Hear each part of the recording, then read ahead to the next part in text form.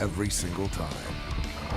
Introducing the new BF Goodrich all-terrain KO3 tire. Legendary toughness made tougher. BF Goodrich, what are you building for? The international race attracts drivers and off-road racing enthusiasts from all over the world. Off-road racing is important to Baja Designs because, simply put, it tests the envelope and it clearly makes or breaks the progression aspect of what we do and why we do it. The racers out here are the 1% pushing it to its full potential. This is a proving ground for every aspect of lighting.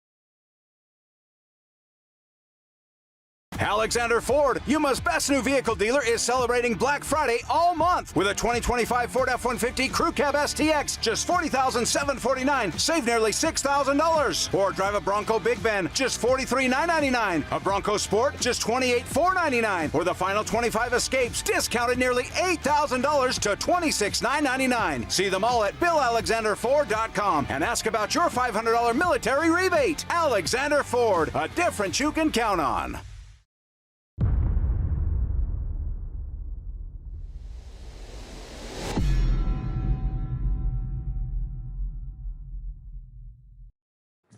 All right, we are back once again. We're trying to coordinate a bunch of stuff going on right here, so we froze up in the middle of commercial. Don't worry. All right, are you guys ready? This race is getting super exciting towards the end. I mean, it's been exciting all day, honestly, but this is as close of a race as we've seen in a very long time. I mean, it is anybody's race right now, and it is super close. Let's bring up the tracker. We're going to show you the Racing Redefined tracker, because that is the first one that we're going to talk about is the leaders. This is a race. We have Christopher Polvardi entry. Bryce Menzies in that truck out first on the road. We have Alan Impudia second on the road. We have Toby Price third on the road. And then we have Tavo Badosola fourth on the road. That is your top four right there. And it is any one of those fours. And then look at this. Luca McMillan, who had to stop in a pit earlier and change a drive shaft, is now making up time, and he's catching up a little bit to these guys. He's not right on their butt, but he's not that far behind.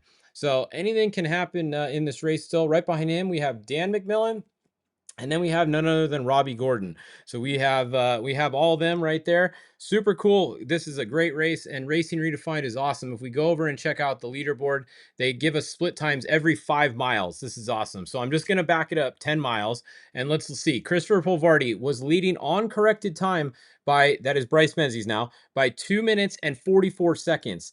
Bryce is putting some time on these guys, because look, if we go back to here, he only had a 1 minute 48 second lead at mile 500. Then go up to 515, 244. So that is the difference between a fresh driver getting in the car. Remember, Bryce just got in the car. Ampudia has been in the car all day.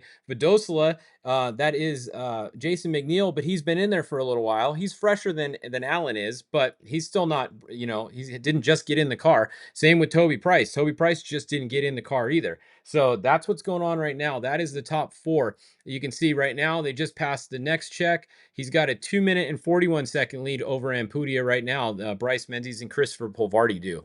So looking pretty good for the 94 at this point. Still got a ways to go though. Anything can happen. Some of these cameras keep going offline, but for the most part, everyone's camera has been working pretty good today. So it's pretty fun to be on watchparty.cc here and tuning in to everybody. There we go. Bryce is back on. So let's pull his up real quick. So this is a live look at Bryce Menzies and Oren Anderson. You can see they are first on the road. Oren's giving them some directions. On the left. Thank you. Yep, my bad. Side 2 left. Side 2 left here, back into race line. All right, there you go. That is a little bit of live look in there with your first car on course. So super fun, super cool to be able to hear the in-car with all these guys calling out their notes and everything. Just keeping it smooth. You can hear Bryce, they got a little off course for 1 second there. He said, no big deal. He said, thank you. They got back on. Just they've done this before. They've won a few races before. It's tough when you're out front though. It's especially at night because you don't have any more split times. Like there's only split times where your crew is.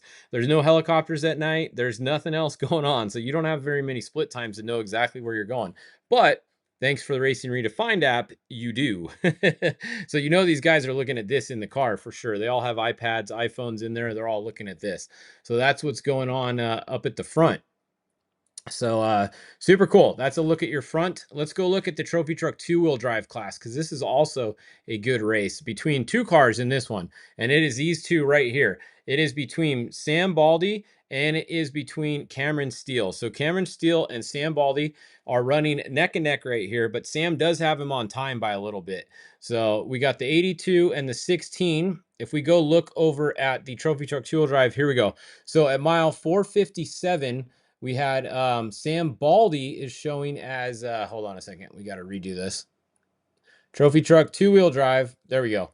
All right. So 457, Sam Baldy's first. Cameron hasn't come by there yet on the score tracker, but as soon as he does, you're going to see that next spot populate.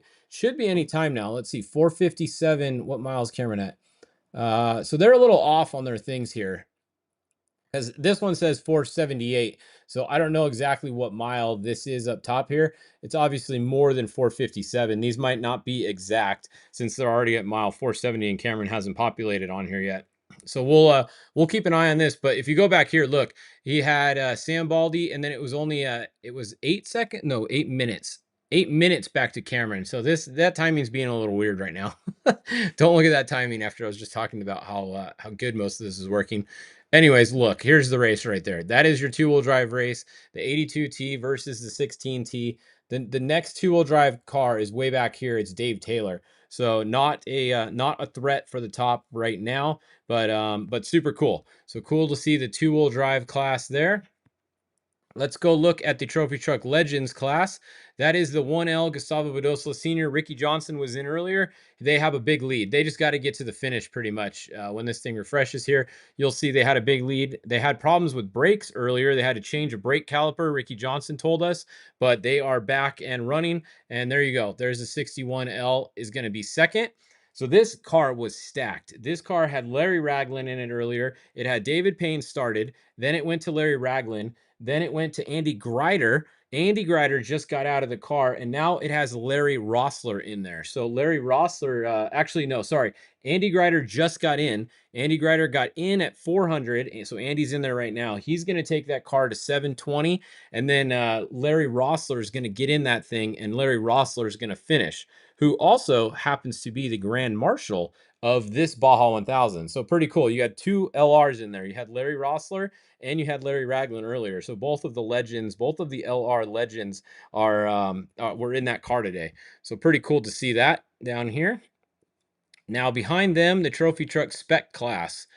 This is also, they're actually not behind them, I should say. In front of them, we have Brent Fox and Justin Davis. They have been battling all day. It's been so close between both of these guys. We have Brent Fox's son that's actually driving this car now. So Brent drove earlier. He's out. His son is in. Justin Davis is doing the whole thing solo. He ain't getting out of the car. So very impressive to see Justin hanging with a fresh driver right there. Remember, fresh drivers make a big difference, but Justin is still hanging with him. So big shout out to Justin Davis. Also, 18-year-old Jack Olagus. He is doing a great job earlier. He got the car to Dean's, which Dean? Jordan Dean. Jordan Dean is in the 227 now. So a little fresher driver. Look for the 227, may be able to push up a little bit with a fresh driver in there. But behind them, it's Mike Marsal, EJ Herbst, and Thor Herbst, all really close together. So we have 6 Trophy Truck specs that are really close there, and then you got the 209 that's not too far behind them. So that is what's going on in the Trophy Truck spec class. Class 1, the Buggy Dorks. Good race between 162 and the 168. So Cody Reed is just in front of the 162. That is your battle right there. There's only 3 of this race, and the Wilson car has been down for a long time with a broken hub. You can see they're actually they're moving again. No, they're still stopped. Yeah, they've been down for a long time. So I don't know. They got something maybe more than a hub going on with the Wilson car. But Brendan Gaughan and Cody Reed, both of their entries are neck and neck in Class 1. So going to be a good finish for Class 1. It looks like that's a pretty good battle. 450 miles into the race. Pro UTV Open, we had some drama in this class for sure. So we have Brock Heger. We had reports he rolled the car over there. He's back over, it sounds like, but he's still sitting there at 0 right now. But his teammates, we got Max Eddy in first. So Max Eddy is leading. Caden McCachran is going to be second. So right now it is both those guys. I mean, they're literally, what does that say? 412.5 and 411.8. Less than a mile between first and second right now, between Caden McCachran and Max Eddy. Now, that is going to be Dylan. Smoke is going to be getting in Max Eddy's car up here, and then Ethan Groom is going to be getting in Caden McCachran's car. Somewhere along this highway here, it sounds like they're going to be doing their change. So Dylan's going to be in there soon, and then Ethan's going to be in there soon. So pretty cool. We'll see what happens with those 2 cars. If either of them slip up, we have Brandon Sims and Ronnie Anderson also running within a mile of less than a mile of each other, right here for 3rd and 4th. So that's 3rd and 4th, and then we have Michael McFadden. Those are all Polaris's up there, and then we got the first Can-Am is right here in the open class. It is Michael McFadden. Then we got Mike Caffro, also in a Pro R, back here. That's a look at Pro UTV Open. Let's go look at Pro UTV Force Induction. All right, we have the 2944 here, Phil Blurton. So Phil Blurton is leading, no surprise there. We got second, Caden Wells, no surprise there. And then Nicholas hanging with Caden Wells. So 1, 2, and 3 is a good race going on in the forced induction class. Really big lead though for Phil though. I mean, he's got a good gap. Caden's keeping him honest a little bit, but he has a pretty big gap. Phil just has to get it to the finish line at this point. Now Phil does want to win his class, but he's also going for the UTV overall. So he's gonna want to push the 2 guys that are right here, 41 and the 21, Caden and Max Eddy's car. Phil's looking at those guys. His goal is to win his class, but his other goal is to win the UTV overall. So we're gonna keep an eye on their times, especially once it gets closer to the finish, and see who's winning that overall there. All right, let's go look at Class 10. And let's load them up here. So they are right here. Stan Potter is in the lead. And then we have the 1033, Elliot Watson and Carlos Garcia. Uh-oh, somebody said the 16 has a flat. All right, let's pull it up. Yeah, look at this. Co-driver, it's frozen, but wait. Oh, there we go. Okay, so the 16T just got a flat. This is a look inside the 16T. That is Dave Mason Jr. driving right there. You can see the co-driver's out. Dave Mason is getting a little extra air right there. Maybe his pumper isn't working, I am assuming, and he's trying to get some air from the co-driver's pumper right there while he's out of the car changing a tire, because it doesn't look like his pumper is attached. And oh, there we go. We just saw a car go by. So who was that? Let's go back over. Who just passed the 16T? They're going to be, where are they? Where's the 16T? Somewhere around here. I don't know where they are. There they are. So that's going to be the Sam Baldy. Was that Sam Baldy? No, it's probably the 227. Jack Olagus maybe, or the 236. These trackers haven't updated in a while, but we just saw that. And there we go. Co-driver's getting back in, and then they're going to get ready to go again. All right. So 16T, Cameron Steele had a flat tire. They're going again pretty soon here. Bryce Menzies is moving up top, and Putia's moving up top. Tavo's moving up top. So that's a look at those guys. What else do we got? I think that's all we got for you guys right now. Let's go back. I want to see something real quick here. I want to see if Brock got moving again yet. He's not moving quite yet, but pretty soon Brock's probably going to be moving. What other cars did we have here? We got the 45T. All right. Well, I think that's it for this update. I'm kind of make that one a quick one. We will we'll come back. Food's gonna be here soon, I think. Oh, actually, I don't even remember if I ordered it. I don't know. We got to go check. But we'll be back. Come back all night long. We'll be back at 8 o'clock with your next update.